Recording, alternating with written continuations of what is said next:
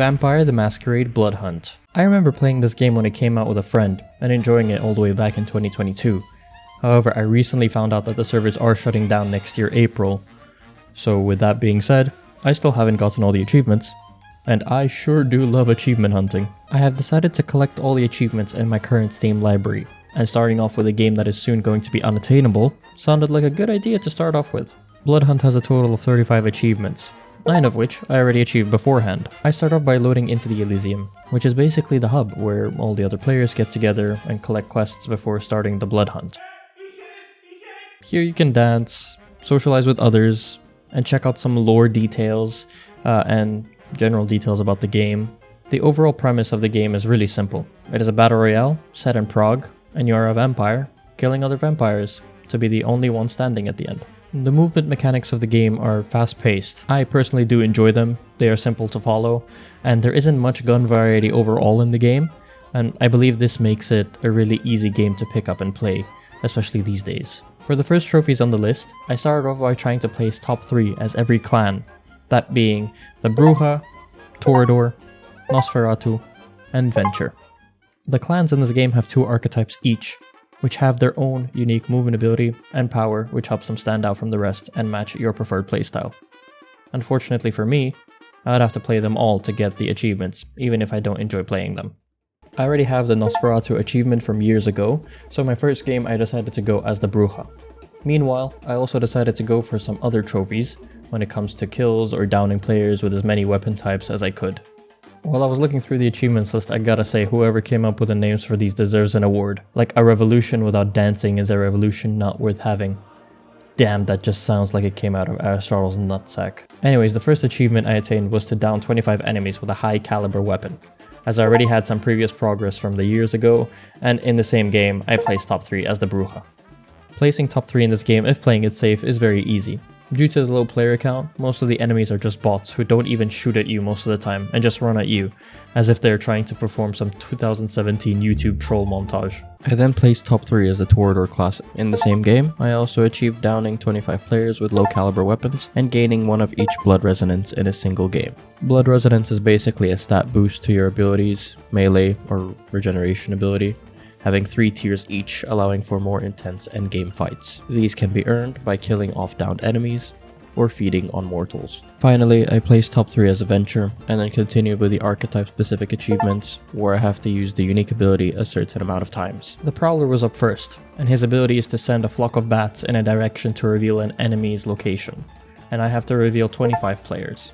The good thing with these achievements is when someone is downed, you can use the ability on their downed body, and then diablerize them, killing the enemy and gaining your abilities back from cooldown.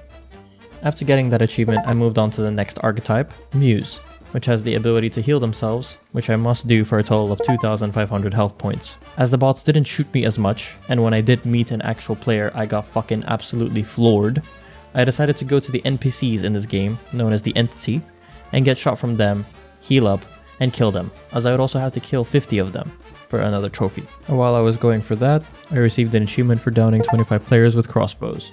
After healing myself for the total, I moved on to the next archetype, called the Brute, who can create a shockwave punch, which basically creates a shield in front of you, and once it reaches the enemy does some damage. I think for any aggressive player, this is a must-pick character, but I digress. While I was trying to get this achievement, I have also achieved downing 25 players with a shotgun, which I cannot stress enough how much it made me dislike shotguns in this game. Brother, no way! So here's me achieving these 2 achievements. Next up on the list was to blind 25 players with the archetype Siren's blinding beauty ability, which, as it says, just blinds nearby enemies completely. Like so.